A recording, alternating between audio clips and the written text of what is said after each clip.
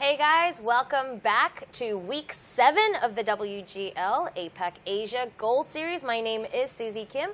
With me is Wolf Schroeder. And we are here for another great week of tanks, Wolf. It's going to be a lot of fun, Susie.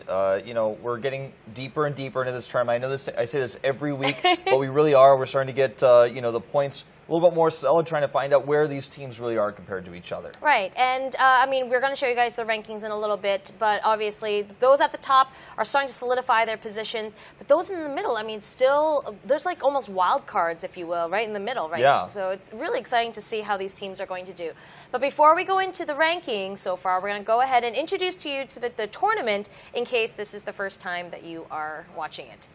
Now, if this is the first time you're watching, welcome. I'm so glad that you have finally joined us. It only took you 7 weeks to get here, but you are here, and that's all that matters. Yep, we started this off on June 1st, running all the way to August 3rd. Tournament format is, of course, best of 8, a tiebreaker if it's 4-4. And we've got 8 teams in a double round robin, so 2 round robins back-to-back. And our map pool is Himmeldorf, Steps, Ruenberg, Ghost Town, Mines, and Lakeville. And of course, scoring-wise, if you win without a tiebreaker, you win 3 points. If you win in that tiebreaker, you only get 2, and your opponent who loses will get 1. If you just lose, you're not going to get anything. So it's really important to, if you're going to lose, at least get that 1 point in the tiebreaker. At least try to force that if possible. Absolutely, and we've seen how much of a difference that makes so far in this tournament, where games go to a best of 9, and in that last game, the losing team even ends up with 1 point that kind of pushes them and gives them an edge over the team below them, and like it's like a really big deal, you know? Yeah, it really is. Every point really does count, Susie. And speaking of all the teams then, here are the teams right now that are competing in this Gold Series. We've got B Gaming and Karen Tigers from Japan, EL Gaming from China, Horsemen from Taiwan, Immortals from Vietnam, Run from Hong Kong, Team Efficiency representing Australia, and the Coalition from Singapore. Horsemen, definitely one of my favorite teams after I saw their really cool team photo, their official photo of them wearing a horse mask. They've got a girl member as well wearing a uniform mask. It's a really cool looking team. It was really awesome. Yeah, I found them on Facebook and I was just poking around their pictures, and they wear rubber horse masks, man, and I totally picture them playing games wearing those rubber horse masks. I also imagine them when they play, they don't actually talk to each other, they just look at each other in silence with the horse masks on. They neigh, maybe? They may neigh, they nod, you know, every now and then to let each other know, like, okay, we should definitely push the right side.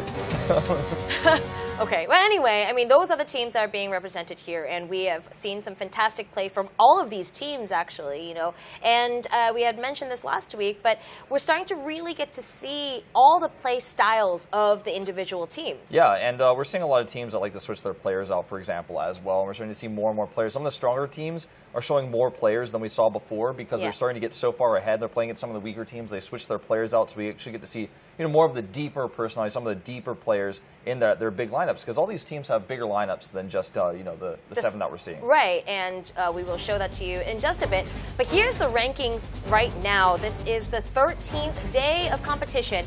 At number 1, we do have Elon Gaming, as expected. 27 points. Would have been 30 points if they hadn't forfeited one of the games earlier in the season. Yeah, and the funny thing is that's the same game they're going to be playing today versus TCSG. So we'll get to see maybe that actually occurs, see if they can actually get that revenge for when they didn't show. Yeah. We have Karen Tigers right up there with 23 points. Then we have the middle teams, just as I was saying. Number 3, B Gaming, Immortals, Horsemen, Team Efficiency, all pretty close to one another. And if Team Efficiency can win today, I mean, that'll push them right up there above Horsemen again. Yeah, if Horsemen can beat Karen Tiger today, that'll be huge as well. It's one of their tougher opponents. And if they win it, they'll, of course, pass B Gaming and the Immortals up there at 17 points to kind of solidify their position a little bit more. So it's a really important match for Horsemen today, and I hope they can bring it out and show us some really good games. Absolutely. And, I mean, however, every single team does have some points on the ranking board, and I'm really happy to see that. Run versus, I think it was Run versus TCSG, I believe, and we were able to see, you know, the battle of the not so high up ranked teams? Yeah, it was a bit of a tough one to watch, but it was exciting because they were so close. Well, today we're starting things off with Team Efficiency versus Run. Last time Team Efficiency did win the match flawlessly with a 5-0 score, so we'll see if it ends up being a little bit different today. Karen Tiger versus Horseman, like I said, really important. I think it's definitely going to be the closest and the best match of the day. Karen Tiger is such a great team, but if Horsemen can win this, and they'll solidify their position in the middle, you know, they'll actually pass with Yeah, other teams. they will. And EL Gaming versus TCSG, I mean, this is actually a battle of number 1 versus number 8. Just wondering if we're going to be able to see some good play from EL Gaming. Like we said, no matter who they're playing, though, we get to see some flawless, perfect games from them. So it's kind of like a learning experience for both of us as well. Sure, and I wonder if they'll show us some experimentation today with some of their other players in the lineup that we don't always see, or maybe, you know, just how they play perfectly against a team that's so aggressive. It could be a good learning experience for newer players, perhaps. How do you deal with a team that's so aggressive? You know, how do you just play defensively against a team that's hyper-aggressive and plays differently than most of the other Asian teams? So there's a lot to learn, and there's a lot to be said about that last match. Okay, and then the tiebreaker today, if we go to a best of 9, if we go to that 9th game, it's going to be on Mines today. And so, yeah, there's the lineup. Looks pretty good, Wolf. I like Mines as a last map, as a tiebreaker map, because it's so technical, and you know, I don't feel like either side really has many inherent advantages if you do go into that. So it's very much just that one game. How well can you play? How good are your tank picks? And it's a pretty cool map to have. It is, and again, I guess it also depends on who's going to be on attack and who's on defense. Yeah, that's true as well. Yeah, but again, we won't know that until we actually get there to Game 9. It does look like the first game is already ready, so we're going to go ahead on to steps.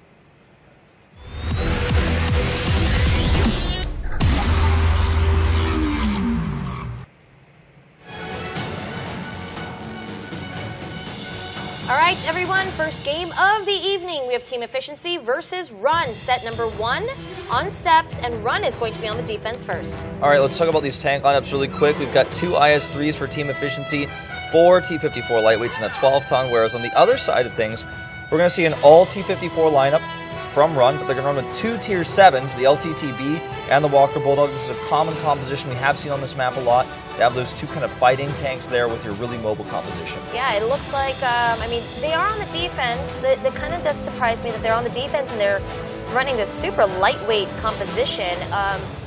Why do you think they choose to do that? While Team Efficiency on the attack running the 2 IS-3s. I think this is basically a stylistic choice by Run. They really love to move together and take big fights on this map. They want to roam as a group as 7 and try to catch a tank or 2 off guard. The LTTB leading the charge, of course. It's pretty quick, and it's an expendable tank that you can't afford to lose. I think the reason why we see the IS-3s on Team Efficiency is because it's going to allow them to have a little bit more sustainability in an actual fight, in an engagement, and I think they're expecting Run to play like this because that's how Run has been playing basically throughout the entire tournament on most maps. And on this map in specific, it's the best map for this type of style. So. Okay, well, it looks like they do know that Run is going to be coming all together as a pack. Like you said, the LTTB was in front, does take a lot of damage. Team Efficiency, totally ready for them. They're just sitting there ready. They know that this road right in the middle, you know, it's crucial. It's a crucial point for both teams, and Team Efficiency doing a great job hiding behind these rocks, going to try to chip away at members of Run as they run through this road. Yep, Cognac Wine taking a ton of damage as well on that LTTB. Oh, so is the Walker Bulldog, and we can see here, I mean, he's trying to retaliate, but no, he does not. He's not able to connect anything. He goes down, and Run is already down 1 tank. Yeah, notice how the rest of the tanks are kind of trickling in here slowly into a very solid position by Team Efficiency. The 12-ton is doing some sick damage from far away, wow, actually, in such a safe place. Wow, it really is. Blackhawk does get taken out by Elite. It looks like the Walker Bulldog is down as well. Dexter not in such a great position, but as of right now, Team Efficiency in a much better position, position, yeah. Sorry. Yeah, exactly. I hate using these words twice. Sure. Well, the thing is, Dex absorbed a lot of damage. That's part of the reason why this IS-3 is a really good pick, because he absorbed so much damage, and now the rest of the team can actually do the damage to these T-54s, which don't have as much hit points. They don't have as many, armor hit points either, and they're just not actually going to be able to sustain that damage. And this is going to be the end of it here, and Dexter did exactly what he needed to do, absorb that damage, and they're going to take game number 1. Okay, well, that was a short game number 1.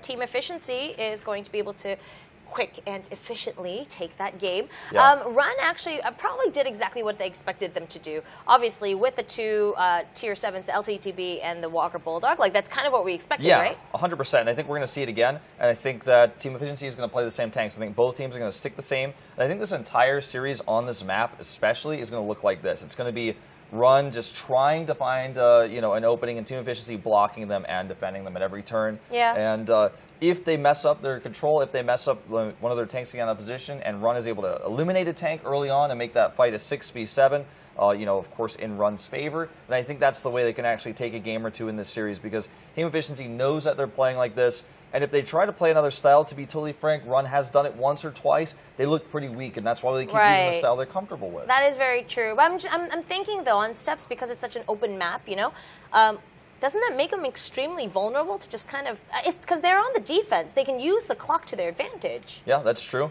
They definitely could be, in this case, using that same sort of style, running in, making it look like they're going to take an engagement, forcing Team Efficiency to form up and get defensive and then move to a different location and try to find another way to get around them, and then eventually run that clock out just by kind of forcing them to constantly be moving around and positioning themselves defensively instead of actually attacking, instead of actually getting onto those capture points. So yeah, you make a good point. That's definitely something that we could see instead.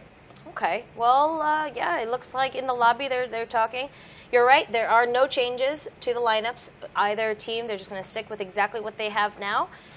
It might work out for Run since they know now. I don't know. Do you think they think that? Do you think that they think that Team Efficiency will be using the same tanks? I think so. Yeah. I think they're just hoping that they can crack that one tank open or get that one breach in the defenses and then eventually just overwhelm them with these fights. They need to make sure they don't put their fire on deck, so again, they need to keep the fire off the IS-3s. They have a very long reload time, so if the IS-3 is doing damage to you, that's okay. Just ignore it, focus the other tanks down, kill the IS-3s last. Do you want to kill those last? Because if you destroy most of the other tanks and you've got, say, 2 IS-3s and 1 T-54 left, you can move away with your better tank count and then reposition and just outmaneuver them. So if I think they need to get rid of that 12-ton. Yeah, that 12-ton on the side was doing so much damage.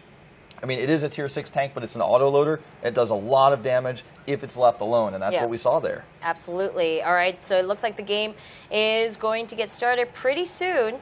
Run, like you said, if they use a different strategy, they're not comfortable on it. But obviously, the strategy where they just kind of literally run at their opponents hasn't been working very well either. Yeah, it's just, I mean, to be frank, it's just why they're one of the weaker teams, because their style that they're kind of locked into is not very good. All right, well, let's take a look and see how they do in set number 2.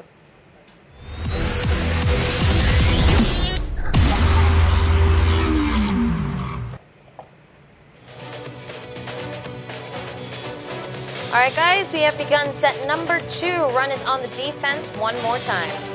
Yep. The tanks are exactly the same. We're just going to have to see how, like we said, the LTTB, the Bulldog, and the slew of T-54s for Run. Yeah, the only thing I'm checking right now is to see if they, switched anybody on the tanks. I mean, they have the same list, but the players are also on the same tanks as they were before, so no switches at all. Dexter running on the IS-3 with Sly Fox, G-Juice on the 12-ton.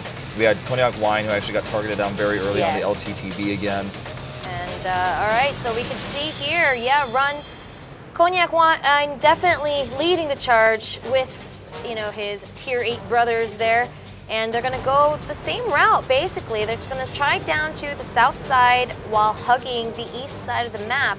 LTTB a little bit ahead of everyone else, trying to scout out what's going on. Here's D-Juice. You guys can see that he's going to be a little bit out of the pack as well, trying to scout a bit, see if Run is going to be coming the same way. They are. They're shooting now just to let them know exactly where they are.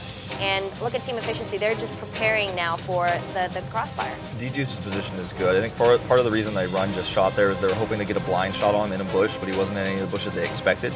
And he's actually hiding in a pretty unique spot. But this is, again, right now, Team Efficiency knows the predictability of Run's playstyle, and they're just kind of directly countering it. And like you said, is this a good idea to keep doing the same thing over and over again? It's really tough to say. Yeah, and I think Team Efficiency has really studied what Run was going to do here on Steps.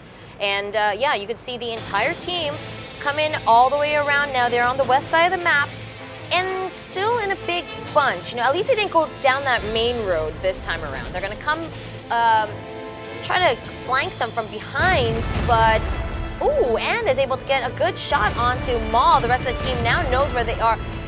Very, very good tactic to try to focus down that one T-54. Exactly. There we go. Try to get him down and make Team Efficiency be down one tank. That was perfectly well done. D-Juice and Cognac Wine are going to exchange some shots. Yeah, D-Juice is actually out of rounds on that AMX, so he's actually... he's going to try to run away with 23 HP. He Death Skies, though, cleans up the job, kills the LTTB, and we have another big just shootout now. Everyone's going to ring around the rosy with one another and shoot haphazardly. Yeah, well, I mean, you know, at this point, Team Efficiency actually was in a terrible position. They're actually forcing the IS-3s right into the middle, trying to absorb that fire, trying to get them in, you know, to help block as well. Good rotations here. But Run did have that initial advantage, which is exactly what they wanted. That's how they're playing this style. They want to eliminate a tank early on, and it's working really well for them here. They have a massive advantage in this fight. Let's see if Team Efficiency can turn it around with Sly Fox on that IS-3 with Dexter as well. Yeah, just the two IS-3s are the last two tanks left, and the faster tanks, these lightweights, are just going to be able to run circles around them before they're ready to reload. And yeah, we could just see that Sly Fox is the last one left, and him versus 4 tanks. I don't really think he's going to be able to do much damage. Look at the way Calcium Oxide just is literally running circles around him. Yep, this is exactly how Team Efficiency is going to die here. As I said before, if you can save those IS-3s to last, you're going to take a win. So Run will take that second game before we switch sides here. But, you know, Run got that early kill on that T-54. And that makes it a 7v6. Things start to snowball out of control. Now, Team Efficiency was putting those IS-3s right in the middle of the fray, but this time, Run ignored them completely until the last second, and then focused them down with that maneuverability I was talking about before. So that's when the kind of plan comes together for Run, and that was an impressive set there. That was. I think that's kind of what they wanted to do in the first set, and they were actually able to execute it in the second one. Yeah, very impressively done by Run. And now, as we go into set number 3, and they're going to switch sides, do you think they're going to change tanks? Well, I don't think so. I actually don't think that Run will. I'm not sure about Team Efficiency because they could take the same tanks if they're just expecting them to, you know, do the same sort of engagement. But if they're not, if they've done some more research and they think that Run is actually going to play this one a little bit more aggressively towards the capture points, a little bit more strategically, then they might want to switch things up. So it really depends on how Team Efficiency is feeling about Run's playstyle right now.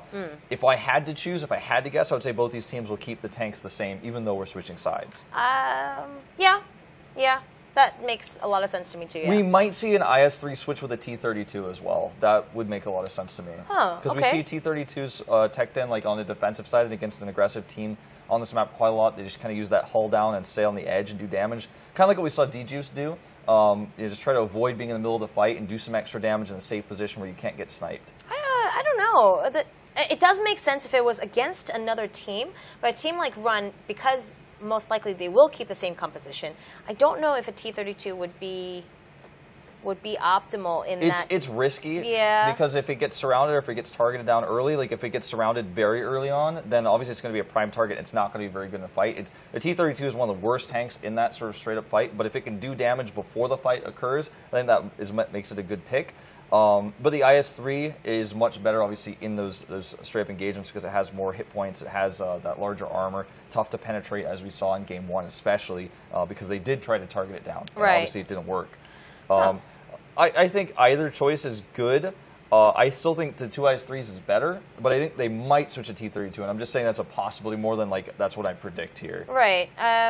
Well, just being on steps, it wouldn't surprise me if they just all decide to go lightweights all together, and we're like, I mean, it seems like they're just having these big, you know, shootouts in the middle. It's like a big Western movie, right? It's like a shootout in the middle of the desert. It's a big brawl. I mean, it almost feels like these tanks are fighting each other with, like, you know, swords, not actually tanks, because they're, like, right on top of each other. And, like, it's just a crazy circumstance that's occurring, and obviously, because they are fighting with ranged weapons, the IS-3s are so important to block for those T-54s. That's true. That's true. All right. It looks like both teams are just about ready. They have picked their tanks. They both have switched tanks. And so we're going to take a look and see which tanks those will be as soon as the game gets started. There's a little bit of a holdup. I'm trying to figure out why.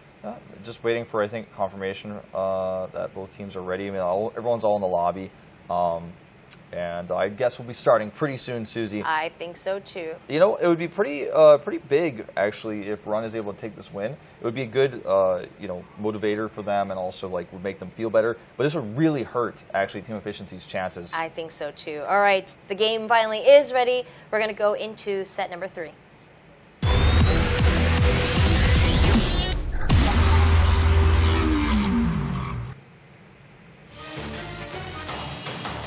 Okay, set number 3, the score is even, 1-1, and now we have Team Efficiency on the defense. So Team Efficiency has swapped out one of their IS-3s for another T-54, but everything else remains the same. Whereas Run is actually kind of copying the double IS-3 style that we saw from Team Efficiency, but they're still keeping actually the LTTB and the Bulldog. So it's really quite interesting actually how they're deciding to play this one. I think that Team Efficiency is actually, you know, going to have to be very careful here and, you know, definitely not run in and take a straight up engagement because that's what Run wants with these IS-3s.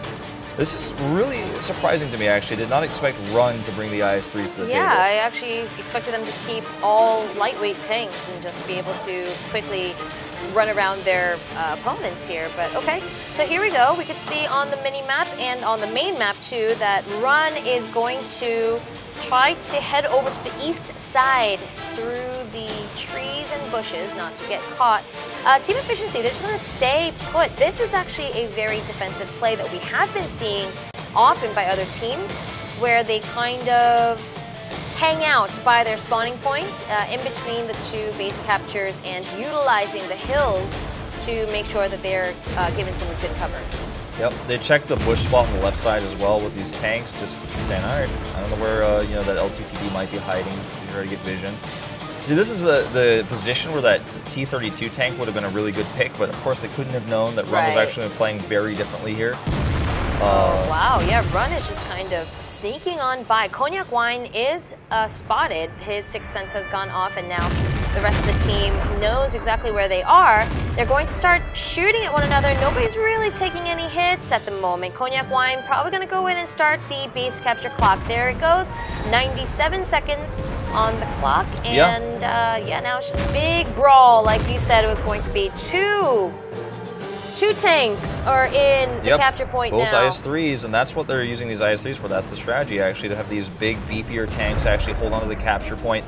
Now, notice that Cognac Wine is actually switched completely roles here, and is going to be in the IS-3 rather than the LTTB. That's where Lineage is. So, showing that he is actually multifaceted in what he can do on this map. And Sly Fox needs to take that shot there. Okay, it looks like they actually stepped off the capture point, so he's not too worried about it. But they're going to still stay underneath the nook of the small slope there as the rest of the team kind of comes around, going to try to flank Team Efficiency from behind. As you can see, all the tanks are not expecting it. They're not facing them at all. However, it is Run taking a lot of damage. They're getting focused by what's his name? Kelvin. Yeah. You know, it's interesting. They're focusing the IS-3 here again, which is not the right choice. Ooh, D-Juice doing lots of damage from behind. Like you said, that 12-ton, man, left alone, does a ton of damage. Yeah. Well, as it turns out, the Cognac Wine does go down, and now there's no more IS-3 there in the middle to tank all this. Elite far on the edge on his is actually left alone to do a little bit more damage. But Death Skies looks like he's going to fall, and this is actually still a pretty close fight. D-Juice did reload, though, and so he's going to be able to put that damage down. Elite would love to get a shot up here on this LTTB. Oh, yes, absolutely. He's going to take one shot. They're going to focus this LTTB down. He has 12 HP left, and it looks like Itis is going to try to chase him, finish off that job. Elite taking a lot of damage as well, though. Come on, Itis, just bash into him. There you go, and takes down the very last tank. Team Efficiency wins set number 3. Lineage made a big mistake there. He actually committed to chasing that IS-3, and he really committed, and then he missed. Yeah. After he missed, he continued to chase, which allowed all the other tanks to focus him down and eliminate him. And the IS-3 was just like, oh, okay. And then, you know, I guess you can kill me now because I've already done my job. I've distracted you. I've pulled that damage away from, you know, the rest of the fight there. The fight was already kind of in their favor, Towards once that IS-3 went down, which was kind of shocking that they focused the IS-3 down, because that's normally not what you want to do. It's kind of counterintuitive. And that makes me wonder a little bit more about kind of like how Team Efficiency wants to fight this sort of battle. Try to eliminate that tank first and kind of spread their tanks out, because the IS-3 does do more damage than a T-54. It was a really unique choice. Perhaps they thought they had a good enough position to just get some good penetration shots off as well, you know, between the armor. Okay, well, getting notification here. Team Efficiency is keeping the same tank lineup, so we could expect the same kind of play from them there. And, Run is going to change out their IS-3s for 110s. 110s, okay. So, it's a smart choice. It's like the IS-3, but the Chinese version of it. It just kind of, it just has a better... Well, its armor's a little bit different. It's it's a little bit smaller of a target, which might be part of the reason why they're picking it, because their IS-3, you know, that we saw in that last game, got focused down right away. So it does kind of make sense. Maybe they're seeing the vulnerabilities somewhat of the IS-3. Right. The way that the top of the 110 is formed is that it's more like this as opposed to like this. Yeah. And so bullets can ricochet off of it better. I think it's just a much more defensive play that they're trying to do. It's cool because oftentimes on this map, when you are firing at the IS-3s or any tank in general, you're kind of firing up this small hill. Because the fights will happen around these small roads that kind of dip down, so you're kind of aiming upwards at it. And if you're aiming up, you can usually only hit the top of the tank. And if you're going to ricochet your shots off, then it's going to avoid damage. So absolutely. It does you know, make sense a lot to me. Especially because we're having these kinds of battles instead of the kind of stalemate standoff type of battles that we normally have on this map. Well, to be completely honest with you, these kind of games are a lot more fun to watch. I like them. I like them a lot. All right. Well, here we go. Set number 4. We have another fun game to watch next.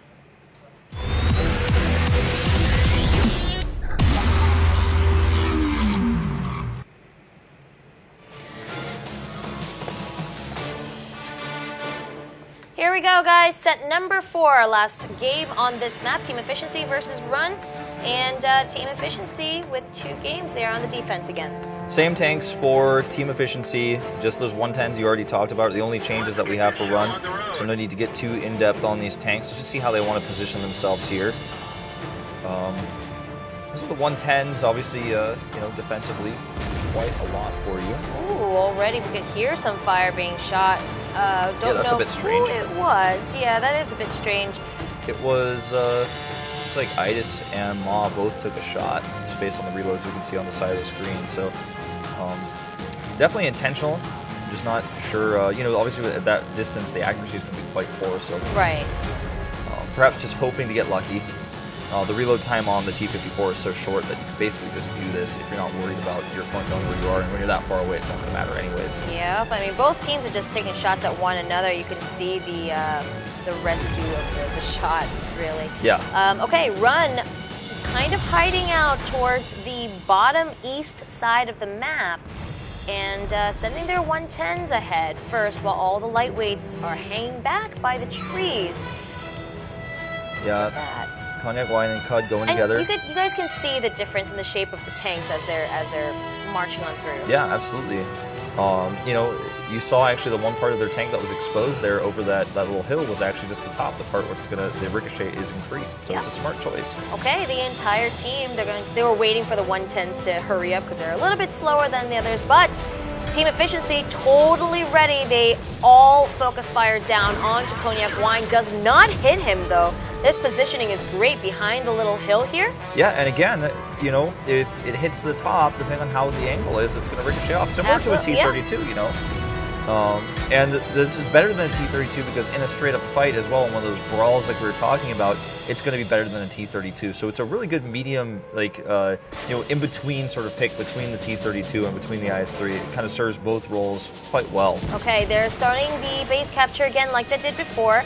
It's down to 38 seconds, and the 2 tanks are staying in the base capture this time around and basically luring Team Efficiency to come out and play, but obviously the other members of Run are going to be right behind the 2 110s, and they're going to try to take them out. Look at Dexta and Itis, though. They know that this is going to happen. They're going to try to, oh, wow, take down these hiding Run members from the other side. They're going to just try to flank them from basically I can't From the edge there, yeah. I can't even talk right now. It's all right, Susie, don't worry.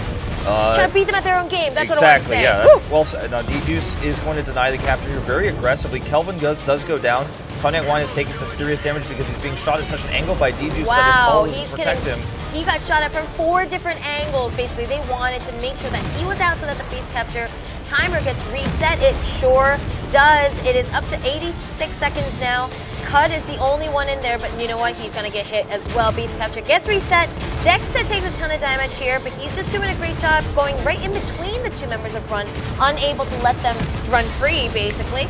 D-Juice is completely ignored this entire time, by the way, and he's done probably the most damage out of all of these tanks. They really need to... Okay, look, you guys can see here, Cud is now the star of the moment as he blows up and Team Efficiency takes through game number 4. So everything that happened in that game was basically decided by better focus fire and better targeting. The 110s obviously sat there in the base capture, and they were, you know, looking at some of the T-54s, and then D-Juice came in there with a 12-ton right next to them. Right next to them, and if they just both shot him, he would have blown up and it would have been over. They were like, okay, D-Juice is gone. They had a perfect opportunity to hit him. They were not either, they just simply didn't see him or they weren't paying attention. They were focusing on something else because they were, like, you know, trying to focus those T-54s down. But then D-Juice got great shots off at a good angle. He unloaded all of his rounds and then was completely ignored while he was reloading and came back in and did a ton more extra damage. And they just left him alone. Yeah, they really needed to focus on him. I mean, they should have learned from that first game how much damage that they did. They did a great job in the second one, but I guess they were a little distracted by all the other tanks to really just focus down D-Juice. D-Juice was a little out of the fighting range, though, right? Yeah. It's a bit of a desperate move, I feel, by Run to try to do that with the 110s. Like, it's a base capture rush strategy that either involves your opponent doesn't deny your base capture and you win, or while they're denying it, you can actually beat their tanks. But they didn't focus properly, and it didn't work out. Yeah, it didn't. Okay, well, the next map that we're going on to is Himmelsdorf. We're going to show you a VCR and introduce this map to you. Here's Himmelsdorf. Yep. Beautiful Himmelsdorf. A really cool map. It's a big city, obviously, and you know there's a big castle as well in the map that we do see players actually using a lot recently in Asia. Right, and those are the base capture points, as you guys can see here. These are the different ways that tanks can go. Yep, there's a few different approach patterns, obviously. This place right here that you see is one of the most highly contested points. It's actually, you know, the capture point where you can capture from the edge of the building. You can see it's that second capture point up to the top in the north. And of course there's the railroad capture point as well, which we only saw used once at, what were we calling that thing? The depot, the railroad depot? Yes, the railroad depot. And that's where we saw Elong actually use a really cool strategy there. We've only seen one time so far in this tournament. So those are the 2 capture points. Usually battles revolve around the edges of that courtyard because that's where you have to go through to get one way or the other, whichever way you're going on the attacking side. Right, and we would usually see one of the tier 6 tanks just rush that courtyard, stand right in the middle, try to get some visibility for his team. And yeah, I mean, here is Himmelsdorf. The map, if the map's not decided by elimination, it's usually decided by, you know, several IS-3s sitting on the edge of that building, right on the edge of the capture point that's around the corner. And if you get there early on, uncontested, like the road to there is very difficult. But if you get there and you get those 2 IS-3s in there, sometimes even a T-32, depending on stylistically what the teams like to pick, it's very difficult to attack that position. So the base capture becomes very easy, and it forces the defending team to kind of rush in. Oftentimes it seems haphazard the way they're like, oh, well, there's no way we're going to take a good engagement going around this corner, but we have to do something or we're going to lose. So that happens a lot on the defending side. Himmelsdorf, I mean, being a small city map, it's, like you said, the heavier tanks built much better for that. Smallest mistake, really, you know, can change the course of the game because of all the little narrow streets. If you are a little bit too much out and people can see the hull of your tank. Right, yeah, if you get a little bit of a, if your feet are sticking out underneath the curtain you're hiding into. Then they know exactly where you are, even if you think you're hiding. And so, yeah, small mistakes, high-risk map. And it's a lot of fun, so we're going to have to see what tanks they decide to pick on this. Yeah, they're going to be pretty heavy tanks. Most likely 3 IS-3s, 2 5100s at least. We have seen players pick 4 IS-3s. We've also seen 3 IS-3s at T-32. You are going to want usually 2 autoloader tanks because you need to do that damage. to the IS-3s, and also, of course, if you can find the other AMXs on the other side and hit them while they don't see you, then that's like a beautiful Christmas present. That's great, right? Yeah. So Himmelsdorf, we introduced you to the map, and you know it's called the Sky Village. Yeah, I actually I took German in high school, and I kind of remembered that, but I wasn't sure if that was actually what this name is named for, because the idea here, I think, on this map is actually that castle, kind of the top part is up like towards the sky, like it's up much higher than the rest of the village. Yeah. There might be some actual really in-depth lore about this map from the game that I don't know, but I get the feeling that that's the idea about the map. Himmelsdorf, the Sky Village. It is a really pretty village. And the sky always looks beautiful on this map, no matter what time we're playing, what time we're casting. Seriously, right? This place never has bad day. Yeah. I don't understand. Well, I guess because, like, you know, the entire place is in ruins. Like, you at least have to have good weather. Exactly. If you could live on any map, which map would you pick? Lakeville. Me too. 100%. I mean, come on. Or Ghost Town. Okay, anyway, we're talking about Himmelsdorf, and we're going to go right into set number 5.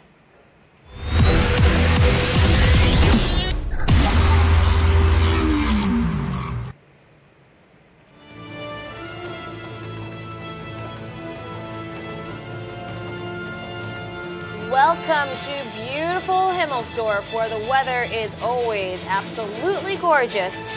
We are in set 5, and Wow. team efficiency is on the defense. 4 110s. Whoa. I have never seen a team run a 110 in this tournament on this map. Let alone 4 of them. Yeah, it's obviously a stylistic choice they're really preferring right now over using the IS-3s. Now those that not only do we talk about the top of their their turret, the ricochet, but also they do have 50 more hit points in general overall. So if you look at the total hit points, it gives their team like 50 times 4 more hit points that they could take. And when you are positioning yourself really well, that can actually come into play. Okay, team efficiency is going to opt to take the railroad route, which is a little bit different. They are on. Oh, I'm sorry. Okay, they are on the attack. It seems. Yeah, team efficiency is actually going to be setting up here for that. But run with those 3 IS, or there's 4 110s, no IS-3s on run. I'm moving actually through the center of the courtyard. Cognac Wine actually takes the high ground here, the castle, just to get a little bit of vision, and possibly to actually take out another tier 6 that comes up here. What's he doing? Why is he like drunk driving or something? Yeah, he needs to be careful. Okay, about no, that. I was right. Team efficiency is on the defense. Yeah, you're right. The icons were a little bit were off. All right, so we see run. They send the 2 AMX 5100s into the courtyard, while the other half of the team are going to head up north to the northern base capture spot. They know that there must be a member of team efficiency up there, but 4 110s. This is scary. This is really scary. Sly Fox is by himself, is able to take some shots, but he doesn't know how many are there. Team Efficiency has read this strategy perfectly. They have 3 tanks in position, including Ma on the 5100 to do perfect damage, perfect shots on that hull right there. Cognac Wine is going to try to take Ma out, but Ma's already done all of his damage, so it won't really matter if he goes down here. And look at that, Sly Fox in good position. Kelvin goes down first. Death Skies will fall second. All right. Well, the 5100s over from Run side have decided to come and join the party. They're going to try to clean up what they can, but I feel like Run has already taken a lot of damage. The Scythe are going down pretty fast, and both of the AMX 5100s have no shells, and they're just going to be running away. Scyther does go down. Yeah, Dexta in position here to help out as well. Going to get a good shot on calcium oxide as soon as he pokes out. Look, there it is. And calcium oxide now very, very low. Itis is blocked here by D-Juice. He's actually getting targeted here, which is funny because he's out of rounds. Sly Fox taking another shot. Cognac Wine goes down. So does calcium oxide. Blackhawk is the last one left with 10 seconds left until his reload is up. But, I mean, 150-100 versus 5 tanks, including D-Juice, who's also an auto-looter. I'm not sure if this is going to work out for Blackhawk. Blackhawk is going to, he is up now, and... Looks like they're just going to wait for Itis to get his rounds, and then he's going to come in and try to fight. D-Juice currently actually in front here to try to take a shot. He gets taken out, unfortunately, but that's already 3 rounds gone there for Blackhawk. Yep, and he just took a big chunk of damage. Dexter is going to come around and try to finish this job off. I think he just wants to have him waste another shot. They both do exchange blows here. Sly Fox is going to come around, give Dexter some cover fire. Here's the reinforcement, and there goes the tank. And Team Efficiency goes ahead and takes game number 5. This will put them at match point now, one win away from actually taking those 3 points away from Run here. And Run, I have to say, their strategies look predictable, not because of what they're doing is predictable per se, but Team Efficiency has studied them very well, clearly. They know exactly how to move on this map. Even seeing a weird pick like 110s, they knew they were going to be rushing that corner capture point to the north. They set up perfectly for it. Their AMXs were in position. They did all of their damage. They knew exactly the retreat path they could take. And they knew that there was going to be no one blocking the retreat path because Run doesn't play that way. They'll move all together. They don't set up like complicated blockers and tanks to catch the retreaters. I actually felt exactly that, where Team Efficiency has definitely studied Run. And they have figured out how they play and how they move.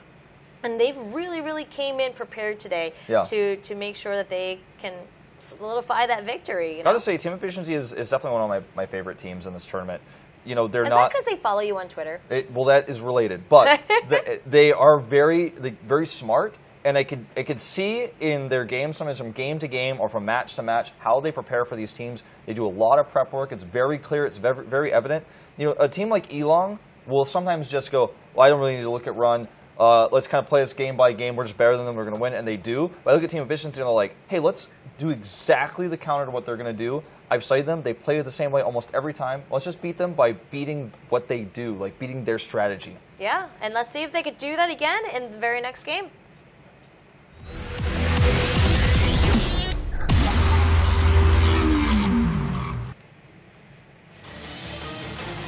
All right, guys. Team Efficiency up 4. Run has 1 game.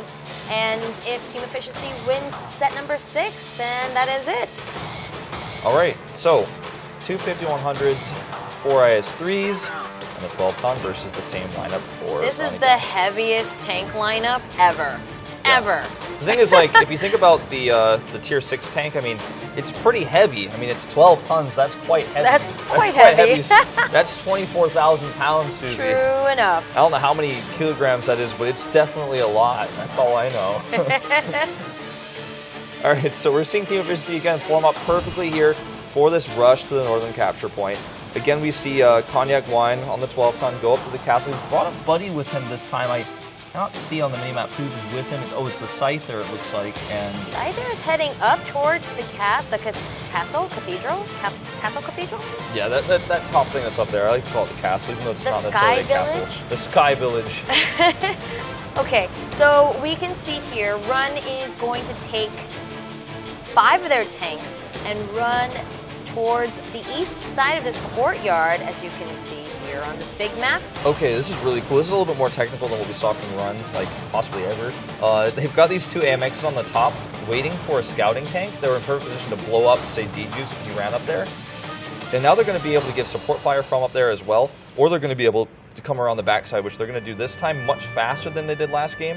So Lineage is probably just going to park on the very edge here. Ooh, Slyfox is still the same position as he was last game, as is Death Skies. It seems like they figure that Run is going to do the same strategy again. The 110s are all together here, but the 5100s are in a different position than they were before. They're going to see if they can try to shoot from a longer range. Lineage already taking damage, I think. Team Efficiency knows that these 110s are hiding behind this house. They absolutely know. Lineage is just trying to be in a perfect spot. Like, I don't think Slyfox can actually hit him if he's positioned here. Slyfox will actually have to move closer. So I'm going to wait. And D-Juice is actually coming around as well. He wants to actually cause some disruption from behind. I think he's going to be able to do that. All the other tanks are not facing the same way. The 5100s are finally coming down and going to join the rest of the party from the other direction. Slyfox is going to have to be careful. He's surrounded on both sides right now. Yep, this is a really common situation that occurs with an IS-3 on this map who is going to try to be denying the base capture. The Scyther here, moving in very cautiously as well, but Elite spots him, and it's going to already be a ton of damage he takes here. And here comes Maw and Idis on the 5100s coming from behind. Gosh, yep, Lineage goes down right away, and so does the Scyther. I mean, even though Slyfox does go down, he was the one IS-3 that was, you know, basically manning the fort, if you will.